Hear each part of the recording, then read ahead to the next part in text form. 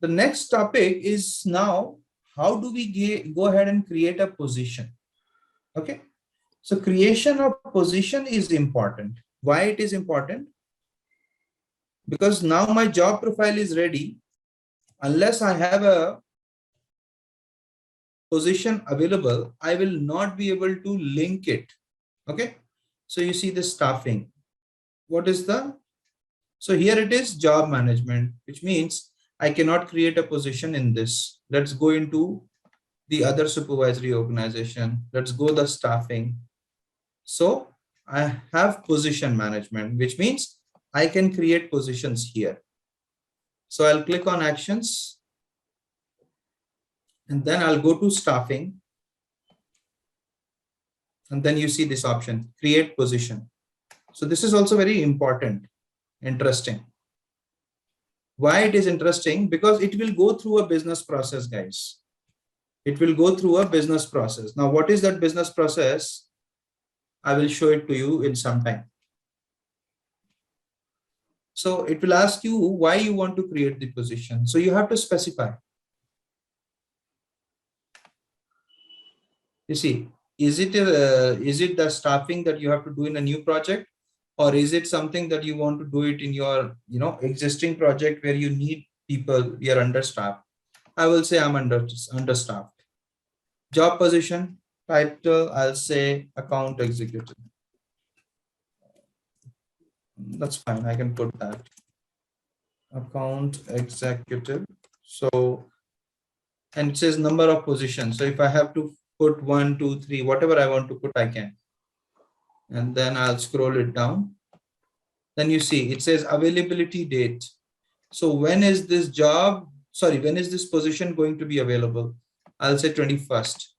And it says earliest hire date, which means when do you want to start the hiring? You want to start it from today, you can. If you want to do it in a future date, you can put the future date also. There is no problem. But I'll show you that if I have it in today's date, where it will go. And then now you see, it's asking you to link the job family. So this is what I wanted to specify here. So what was the job family we created? That was my family group. Account executive was my job family. So always remember, these are very loosely bounded. Both will come together and it will confuse you. So I'm going to use my job family here.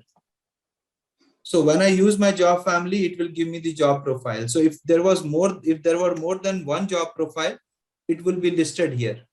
All the job profiles will be listed. And out of that, whatever I want to select, I can. Right now, I have only created one. But let's say if I have created account executive mid-market, right? Then that will also be coming here. So let's search for the job profile. So I have my job profile now. And now you see, I have the job details, all the information that I put yesterday, it is available there. So in a lot of scenarios, what would happen is you may not see this description coming on this screen. So don't worry about it. Okay. This is just optional. It is not mandatory that it should come. Okay. Then you see, it is asking you for the location where you want to go ahead and let's see what was the location that we have put. Mumbai. Okay, we'll use Mumbai. Then we have time type, whether it is a full-time, okay, or is it a contractor or is it a full-time employee? Full-time or part-time. Now, whether it is a contractor or a permanent employee, so that you have to specify. Then you see when you put employee, what is the subtype? So is it a regular employee or just like intern or somebody? No, I need somebody as a regular employee. And then you see difficulty to fill. It has come from your job profile. Okay, so we'll scroll it down and then you see what is going to happen. It is once I submit it, it will take me to a business process. See, what does it say? You have submitted and it says up next, HR administrator, review position request, due date. So this has gone for due date approval. So by 28th of July, the HR administrator has got time to approve. Okay. Now, this is a process which has been set up in this tenant. If there was no such process, then the position would be created right away. But I want this position to be created right now. What will I do? You see this business process? It says in process position actions. Now I have create position account executive, and it is awaiting actions by these three people: Adam Clark, Ben Adams, and Logan McNeil. Now, who are these? They are basically given the role of HR administrator. Any one of them can approve it. It is not necessary that all three have to do it. It could be only one person who will approve. Then my position will be available to be hired. So let's assume that in a real-time system, I am Adam Clark. Okay. So if I am Adam Clark, I'll get a notification. So let's try to log in as Adam Clark. Start proxy, because then only I'll be able to get into their system. It's loading. Adam Clark. Okay. And I'll go ahead and click on OK. Now I will log in as Adam Clark, and I will see I have a notification. Now where I will see that notification? In my bell icon is your notification where you don't have to take any actions. But here I have to take an action, right? Yeah. I have to approve. So I will have to look into the inbox because it says it is awaiting your action. Now you see, create position account executive. Okay. Now it says you have the time till 28th of July. There is no problem. You can do that. Supervisory organization. This is the place where this position is created. Then I will see, okay, what is the request? Why reason? What is the reason for that? Okay, they are understaffed. Okay, they want only one person. Okay, I'll scroll it down. Then it says job family is this, job profile is this. Okay, job profile is also done. Very nice. Location, time type, worker, whatever it is. And then you have a comment. See, if you want to say that, no, I don't want to allow you to do that, I can go ahead and send it back. Or you see this, I can add approvers, deny, or I can save it for later also. But I'll say approved. Now, what will happen? It will take me to the screen where it says success. So I have approved it, right? Now, once I have approved it, you can look into this. View details. So this business process was creating a position. This was the position, and this was for this particular supervisory organization. And it tells me that it is successfully completed, right? Now, again, I can go back to this organization. And now under staffing, I will see that there is a position which has been created, right? Now my account executive is ready. It says position, and this is the ID. This is the position name, account executive, and then it says unfilled, which means it is empty. Okay. Now this is my job family, job profile. So whatever job profiles would be there, it would be listed, but I am using a specific job profile. My location is there, availability date is there, hire date, and time type. So if I scroll it right, I'll get the details like whether my worker type is a employee or a contractual employee, and then how the subtype, it is regular or what.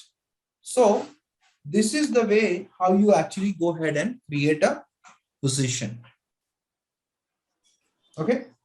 If you want to see how many open positions are there, you will have to either create a report, or there is an option which says view open. Let me see if that permission is, you see this option, view open positions. This is a report which is already inbuilt, and it will ask you for which organization are you looking for, right? So you have to specify.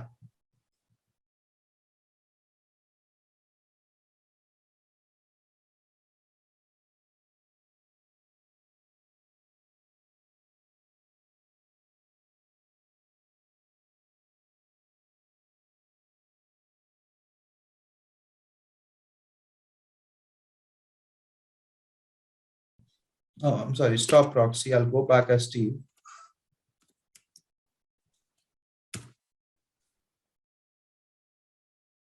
How will we know how many open positions are there? I showed you that there is a report, and you can put the organization name for whom you are looking at, right? You can put the department name. So if you put the department name, you will get the number of open positions.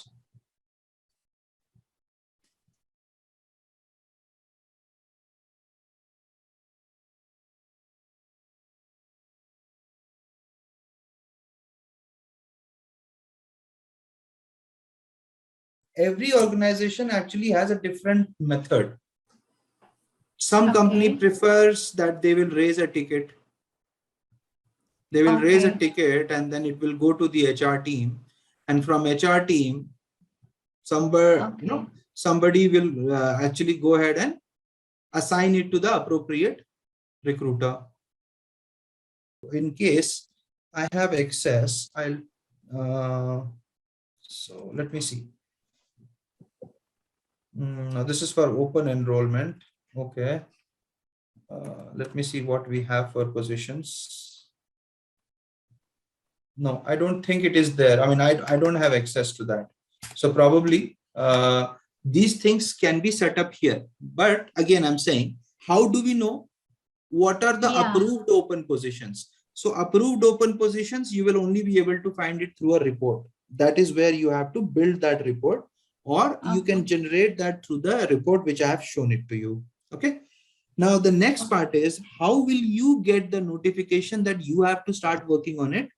What will happen? The request will come through a ticket or through an email, right? And and in the Workday system, whoever is your HR manager or your, basically a team lead or somebody, if you're working as a recruiter, they will mark you as a recruiter on that particular job requisition. So there is a task for job requisition. So there is a create job requisition. This is the task. So when you put this, when you create this job requisition, again, it will ask you for the position. You see, if you have it, which is that supervisory organization, which is that position, because position also we have created. And then what is the type of employee you are looking for? So once you click on that, with that requisition ID, they will ask you, whom do you want to assign this? This notification will go to the HR manager. And then that requisition will be added to the recruiter, whoever the recruiter is, because they will be having the access of the Workday system. And once it is assigned, the recruiter will get a notification that, okay, a new open requisition has been assigned to me. The job profiles don't get assigned. What gets assigned is your job requisitions. And all these things you will actually study when you go into the recruitment module. This is a part of recruitment module. So as I stated, that core HCM is the base. From there, the data moves to different modules. So we create the job profile, positions, everything in core HCM. However, when we go into the recruitment, there we will use these data to create all these things. So there is a task called create external site. Okay, you see this, create external career site. So this is just like a portal. I've shown you a career site today, right? Yes. Yesterday, in fact, that was from a different company. So I can actually edit also. If I go back, there must be a career site in this tenant for sure. Let me show it to you. So here you have edit career. See this, edit external career site. So you have internal career site and external career site both, right? So let's see. There must be for global career. Yeah, I think I have only created it maybe long time back. Okay, so I'll just show you the URL. This is my URL, right? So that's the reason I said Workday is 90% configuration. Okay. Okay, so you will see that the site gets loaded, and you see how is this site getting loaded, right? It is exactly the same way what you saw yesterday. Yes, there is some changes in the appearance and all these things, right? But almost it is exactly the same what I've shown you yesterday. So all these sites are configured inside Workday only, right? Okay. So from here you can see the open positions also, but that is for your external people, external candidates. Okay, so you will learn all these things when you go into the recruitment part, because that is where these things are configured. This is not something which is a part of our curriculum. Okay. All right. Yeah. So this chapter is also complete. Let me review if there is any topic which is left. Okay, just give me a minute. Let me open the curriculum. Okay, where is it?